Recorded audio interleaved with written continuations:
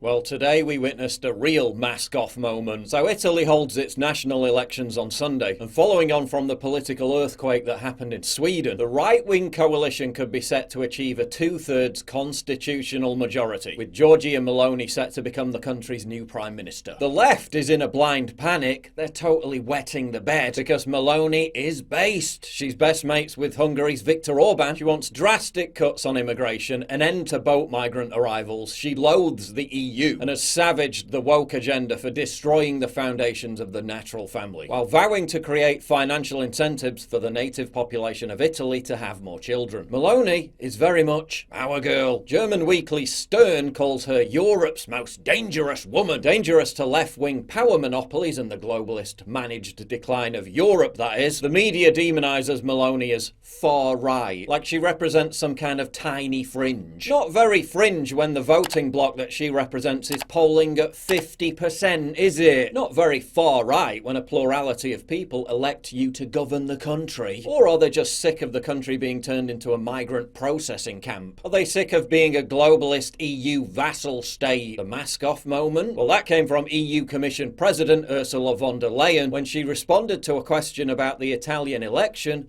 by saying this. We'll see if things go in a difficult direction. I've spoken about Hungary and Poland. We have tools. We have tools? We have tools. We have tools. What does she mean by that? She means the totalitarian outrage that is the EU. We'll put sanctions on Italy for having the temerity to democratically elect a leader the EU doesn't like. How dare the Italians vote for someone who wants to put the interests of Italy above the interests of the international cabal? How dare they? The EU already did it to Hungary. When Hungarians voted to return Orban to power back in April, the EU responded by imposing massive funding cuts, effectively punishing Hungarian voters merely for exercising their democratic right. Now von der Leyen is making similar threats towards Italy. And people, as a body that is always, where always governments have to be accountable to, play an important role. Governments have to be accountable. Oh, unlike the EU, you mean? An unelected dictatorial disgrace that isn't accountable to anybody. The EU is an authoritarian anachronism. It's an insult to the very notion of freedom and accountability. And every day we move closer to its demise and dissolution